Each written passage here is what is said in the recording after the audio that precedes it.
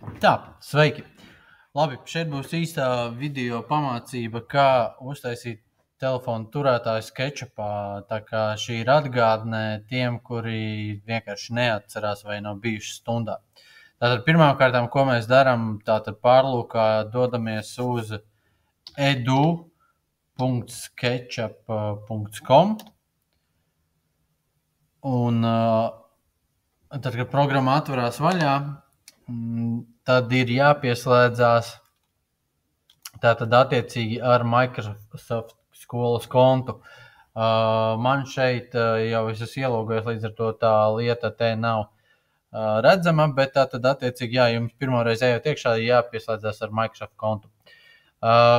Nākošā lieta, kas būtu jāsaprot un jāzina, kā izdarīt, tad attiecīgi šeit, kur ir poga kreķņu, te blakām ir tātad ķeksīts, un šeit noteikti vajag izvēlēties decimālos milimetrus, lai pilnvērtīgi varētu veidot šo te modeli.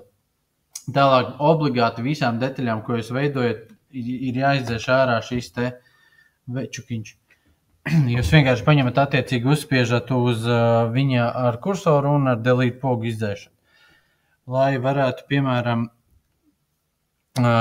nomainīt skatu šeit labajā pusē, tātad mums ir scēnas, saucamās, te ir standard views, un te var nomainīt skatus. Jāizmanto noteikti, tātad attiecīgi sākumā ir plan view, jeb top skats no augšas. Un principā pirmā detaļa, ko veidojam, tātad tas ir šīs te sāna balsts, rasējumā, kas jums ir pie rokas, jūs varat apskatīties, tātad attiecīgi viņam viss izmērus, un principā viss pati detaļa tiek sākta veidot no taisnstūra. Tātad ņemam taisnstūri, vienkārši noklikšķinot peles taustiņu, noklikšķinot, nevis turot un atlaižot, tātad mums ir kustīgs taisnstūrs, un šobrīd varam ierakstīt izmērus, kādi mums ir nepieciešami, tātad tur pēc rasējuma ir 130 garums detaļai, un otrs izmērs aiz komatiņa, tātad attiecīgi ir 16 augstums. To mēs visu varam apskatīt rasējumā. Nospiežam Enter, redzam, ka detaļa ir izveidot, bet ļoti maza, un ar peles rullīti vienkārši piezumējam viņu klāt. Kas notiek tālāk? Tālāk mums būtu jāizveido šie te nopaļotie gali. Lai saprastu, cik tālu principā viņus veidot, tātad mums ir jāiztēlojās, ka tas viens nopaļotais stūris ir 4. daļa no viena vesela apļa. Un līdz ar to tātad jebkurš no šiem te posmiem, tātad attālumiem būs tāds pats kā šis te augstums. Šajā gadījumā tie ir 16 mm. Tātad arī apļa rādījus, kuru mēs izmantosim, lai nopaļotu galus, būs 16 mm. Un tad atliek tikai saprast, kurā virzienā tad attiecīgi mums vajag veidot šīs te uz kuras malas un cik tālu no malām atlikt šo te palīglīniju, lai zinātu, kur likt aplim centru. Par cik to visu es rādīju stundā un par to jau ir runāts, tad attiecīgi šobrīd tikai parādīšu, kā to izdarīt. Tātad šeit vajag no kreisās malas likt tātad ar mērlenes palīdzību atlikt palīglīniju 16 mm attālumā un no otrās malas tieši tāpatās atlikt 16 mm attālumā. Lai atlikt palīglīniju, nedrīkst to attālumu likt uz līnijas, ir jāliek paralēli līnijai. Nu, lūk, un tad ir vienkārši jāizlemj, uz kurā krustpunktā vai no augšējā vai no apakšējā, tātad attiecīgi mēs izmantosim šo te, liksim aplim centru. Tātad ņemam apli, un šajā gadījumā, skatoties uz detaļu, mēs šobrīd modelējam detaļu 1A, tad, no attiecīgi kreisajā pusē, mums vajag nopaļot apakšējo stūri. Tātad, tas nozīmē, ka apli mēs liekam uz augšējās līnijas. Visu, ko mēs darām, vienreiz noklikšķinam tātad peles kreiso taustiņu, lai varētu vienkārši sākt zīmēt apli. Redzam, aplis veidojas ļoti kantains, lai viņš nebūtu tik kantains, mums vajag viņu uztaisīt vismaz ar 30 saidiem. Nevis 30, bet 50 būtu pat labāk. Tātad nospiežam uz tastūras pogu kontroli un turam viņu un spaidam vienkārši pogu plus uz tastūras. Un saspaidam tik tālu, lai mums parādās 50 saidi. Tad, kad ir uztaisīti 50 saidi, tajā brīdī mēs vienkārši varam jau ierakstīt rādījus, kas šajā gadījumā mums ir 16 mm. Un izveidojās šāds te aplis. Varam piezūmēt, paskatīties, vai viņš visur pieskarās klāt. Un lūk, šeit ideālajā variantā man sanāca šī kļūda. Var gadīties tā, ka, piemēram, jūs uzzīmējat apli, un tad, kad dzēšat ārā nevajadzīgās līnijas, tātad šīs te, piemēram, ja, izdzēšās te kaut kas daudz vairāk nekā vajadzētu izdzēsties. Tas ir tikai tāpēc, kad man aplis nepieskarās pie tās līnijas klāt. Spiežam Ctrl+Z, atceļam pēdējās darbības, un šo kļūdu var izlabot, pierulējam klāt, redzam, ka nesaskarās abas divas līnijas. Izlabot ir tikai viena opcija, atceļam darbību apļa zīmēšanu, un tad vienkārši ņemam vēlreiz zīmējam apli, rakstam rādījusu 16, nospiežam Enter, un varam piezūmēt, tagad paskatīties, tagad lūk pieskarās, un šobrīd vairs nav nekāda problēma izdzēst ārā attiecīgi vienu, otru līniju, šo līniju un šo līniju. Arī šī palīglīnija vairāk nav vajadzīga. Un pretējā malā tātad attiecīgi mēs ņemam atkal apli, tikai šoreiz mēs liekam apļa centru uz apakšējās līnijas, nevis augšējās. Un arī tieši tāpatās kā tajā pusē rakstam 16, rādījusu, uzzīmējam apli, ar dzēžgumiju izdzēšam tātad spiežot uz līnijām, tātad liekās līnijas. Un mums, principā, ir gatava tā galvenā forma.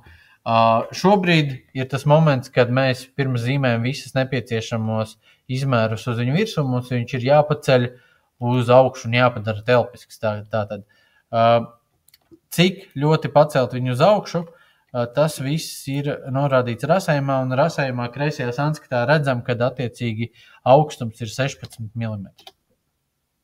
Šis ir arī tas augstums, ko ir jāiegaumē.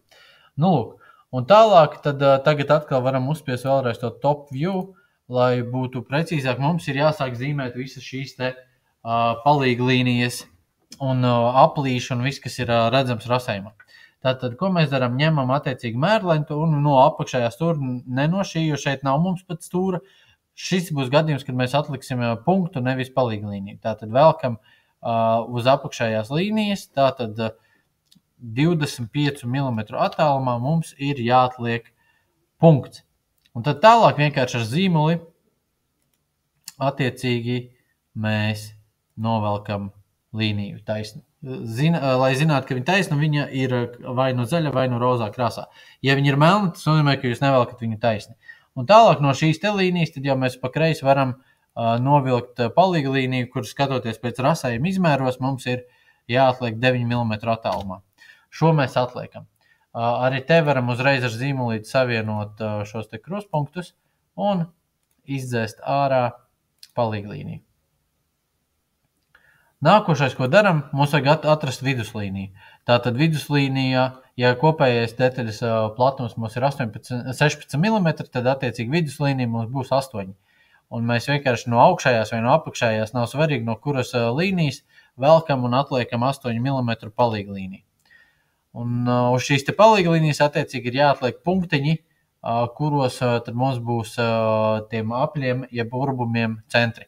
Tātad pirmais centrs ir 10 mm attālumā, to visu rasējumā var redzēt šos izmērus.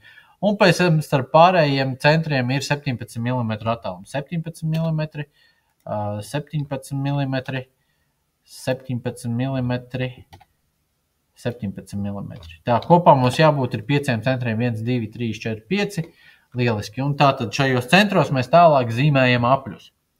Apļus mēs ņemam vienkārši aplīti un arī rasējumā redzam, kad aplim diametrs ir 10 mm, tas nozīmē, kad rādījus būs 5. Un mēs zīmējot apli, liekam, klikšķinam peli uz tā krustpunkta, attiecīgi rakstam rādījusu 5 un zīmējam vienkārši apļus. Sazīmējam visus 5 apļus. Un, principā, šī tik tālu mums ir gatavs. Tātad varam izdzēst ārā to, ko mums nevajag. Tātad šīs te palīglīnijas un punktus attiecīgi liekam un smuki izdzēšam ārā. Tālāk Pa labi no detaļas rasējumā tātad redzam, ir tur tāds kvadrātiņš. Tas ir kreisais sanskats šai detaļai, un šajā rasējumā skatā mēs redzam tātad attiecīgi pārējos izmērus. Pirmais, ko mēs redzam, cik dziļi tad šī detaļa šis te posmiņš ieiet uz iekšu.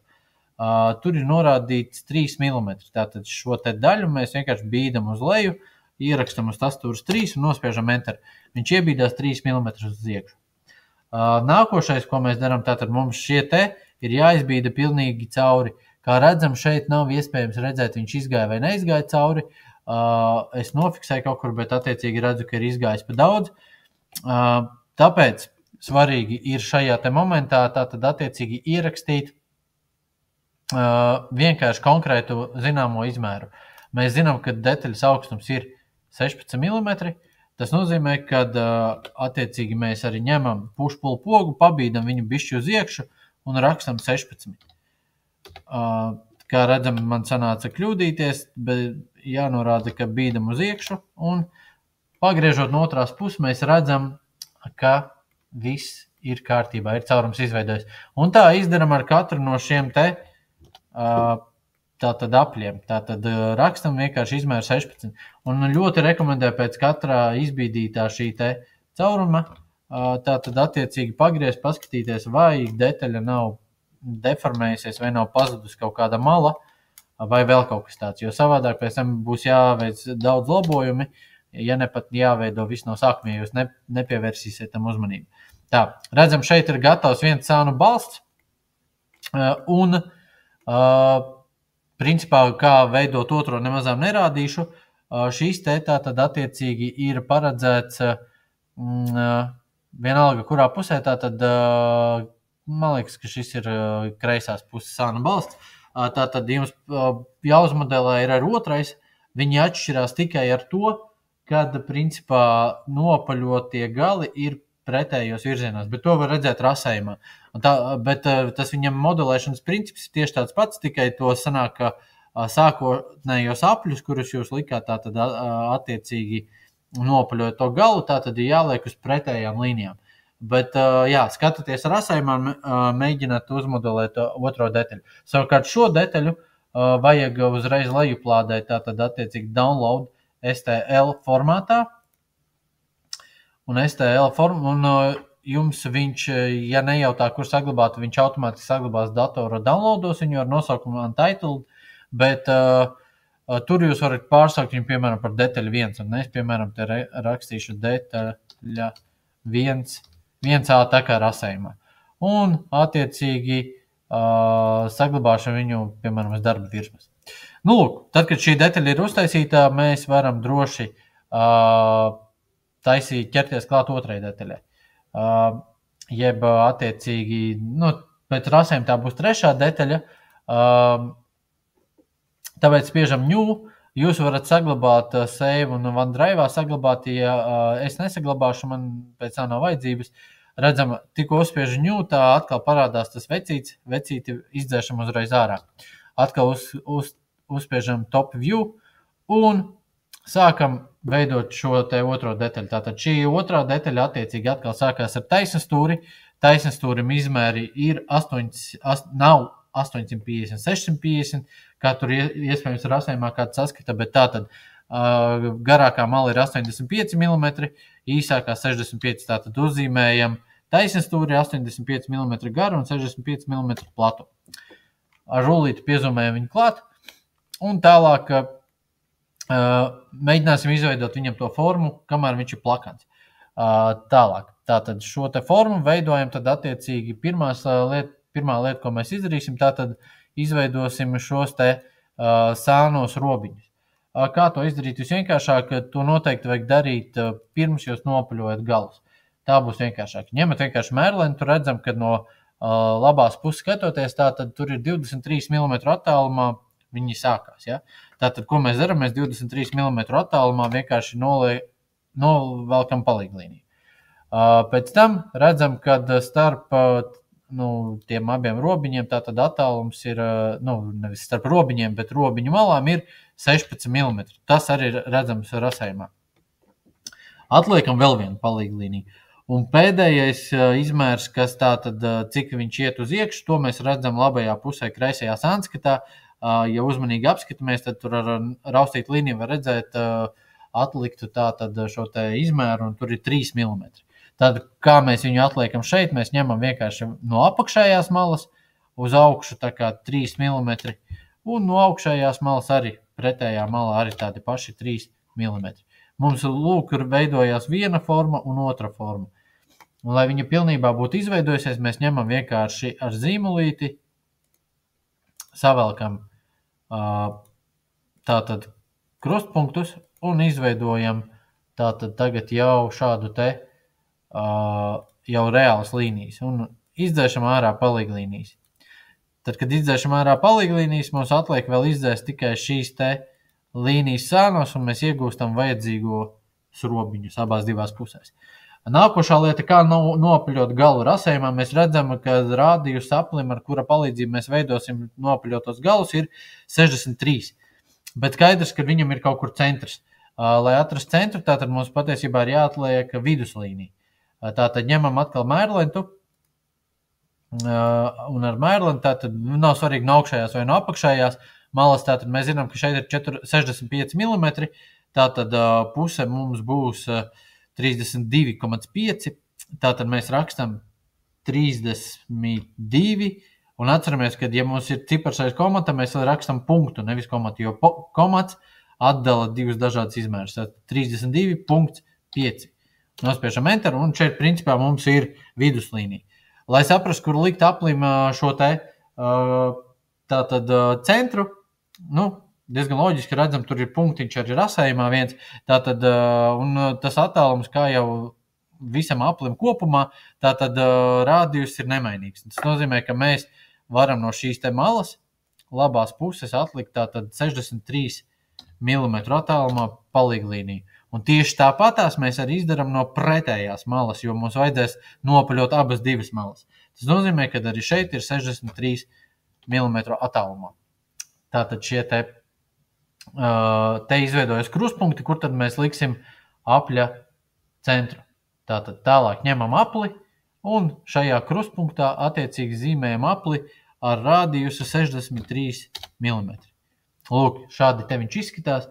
Tālāk mēs ņemam vienkārši ar dzēžgumi izdzēšam ārā lieko šo ārējo līniju un pēc tam izdzēšam šeit divas līnijas un arī šeit.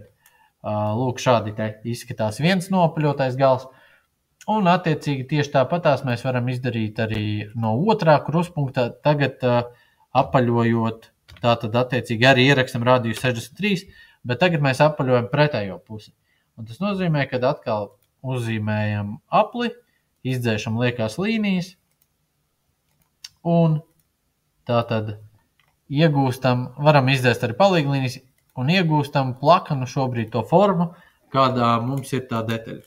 Lai viņu iegūtu telpisku, tātad paskatāmies atkal kreisajā sanskatā, kas ir labajā pusē, redzam, ka tur ir cipars 9, kas apzīmē tātad detaļas augstumu. Un mēs attiecīgi vienkārši ar pušpulu pogu paceļam viņu 9 mm uz augšu. Lūk, un šādi te mēs esam ieguvuši gatavu pamatnīti. Bet pamatnē vēl atlicis ir izveidot vārdu. Un, lai izveidotu vārdu, mēs meklējam, man šeit, piemēram, šeit rādās 3D teksts, bet, ja jums nav, tad jāspiež uz 3 punktiņiem, un šeit redzam 3D teksts ir. Rakstam iekšā, nemainam nekādus izmērus, šita te viss paliek tā kā ir, rakstam vienkārši, es rakstu tur ģirts, un spiežu OK. Viņš uztaisa ļoti lielu šo te vārdu, es vienkārši noklikšķinu, tikko viņš viņu ir uztaisījis, nekustinot peli, jo viņam vajag attiecīgi, ka redzam, viņš ir kustīgs, es vienkārši noklikšķinu, lai viņš nofiksējās. Ar peles rullīti es atzūmēju viņu tālāk, un tagad attiecīgi man vajag manu vārdu sarotēt par 90 grādiem, lai es viņu pareizi novietot tā kā paraugā ir redzams. Tātad es ņemu šeit, kreisajā pusē ir divas bultiņas, rotate, poga, uzlieku transportieru var pielikt pie jebkuras malas, un līdz ar to no tā arī mainās tas, kādā virzienā viņš rotē šo te tekstu. Svarīgi ir uzlikt viņu tieši horizontāli guļot un virspusē. Un tad, jā, noklikšķinot vienreiz, viņš tā kā nofiksējās, ka viņš tur ir nemainīgs, un noklikšķinot vēlreiz, tad sāk griezties. Un šeit, attiecīgi, tagad es vienkārši ierakstu manuāli 90 grādus, un viņš novieto šo te manu vārdu tātad 90 grādos. Tālāk es ņemu šo te pogu, ar viņu var pārvietot to tekstu, kur es viņu vēlos nolikt. Un, attiecīgi, rotējot un skatoties, mēģināšu viņu ievietot tā, lai viņš uz pamatnīcas smuki sanāk un novietojās. To daram ar pogu scale un vienkārši manuāli samazinam tik, cik mums vajag, piezūmējam, skatāmies, pārvietojam, bīdam viņu virsū uz šī te, skatāmies, redzam joprojām pa lielu, atkal ņemam scale un samazinam līdz brīdim, kad principā viņš mums diezgan eleganti un precīzi uziet ar virsū šim te. Pievēršam arī uzmanību tam, lai viņš neuziet pārāk traki gaisā vai arī kā savādāk. Lūk, un šis te varētu būt optimālais variants. Tā atkal uzliekam scale, vēl samazinu bišķiņu, vēl paskatos, ko varu pielabot, redzu, ka burtam apakšiņi ir ārā, un attiecīgi šādi te viņi ievietoja. Svarīgi, lai viņš būtu iekšā ieietu šajā pamatnē, nevis stāvētu uz viņas virsū. Tur ar to pārvietošanu ir ar scaleošanu, to visu var salīdzinoši viegli izdarīt. Lūk, tad, kad šis te ir gatavs, tad principā arī šī detaļa ir gatava un varam atkal download STL un nosaucam viņu kā detaļa 3.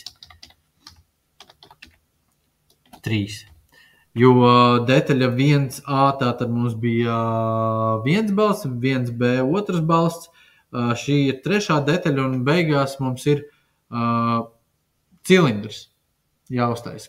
Tas ir aizmugurs atbalsts, un tad attiecīgi redzam arī rasējumā, tur ir norādīti jau viņam izmēri. Viņi būs vajadzīgi 5, bet modulēsim tikai 1. Un vienkārši pēc tam sagatavosim 5 kopijas drukāšanai, bet tas jau ir citā video. Tātad, un šajā gadījumā, tad principā, ko mēs darām, tad, kad esam lejuplādējuši STL formātā, atkal ņemam jaunu, ja gribat saglabājot, labāk saglabājot, jo jums iespējams tas vēl noderēs pēc tam. Un atkal ir jauns loks, ir atkal šis te večukiņš, izdzēšam viņu ārā, un šo te pēdējo detaļu zīmēm pavisam vienkārši. Tātad, principā, ņemam apli, kaut kur vienalga ieliekam kaut kur šeit, piemēram, un sākam zīmēt. Un rakstam vienkārši radius. Radius mums pēc rasējuma redzam, tur ir izlabots ir 4.85. Nospiežam enter. Tātad viņš izveidojās šāds diezgan liels, jo man jau laikam ir piezūmēts pietiekoši daudz. Tātad attiecīgi, jā. Un es vēlreiz rakstu 4.85 un nospiežu. Tagad viņš ir mazāks, jo bija atzūmējis vaļā. Un tagad ar push-pull pogu vienkārši pēc rasējumā ir norādīts, ka viņam garums ir 100 mm, tāpēc es arī viņu uztāju 100 mm augstumā. Un arī šo te detaļu, un tad viņi ir gatavi. Vairāk neko nevajag darīt, taisam download STL un principā rakstam detaļa 3, vai 2. Detaļa 2, save. Un principā mums ir viss nepieciešamās detaļas. Man ir 3, 1 sānu balss nav, bet jums vēl tas ir patstāvīgi jāuztais. Bet princips tāpat kā tam, ko es rādīju. Tā, principā tas ir arī viss. Un, jā, cenšamies uzmodelēt.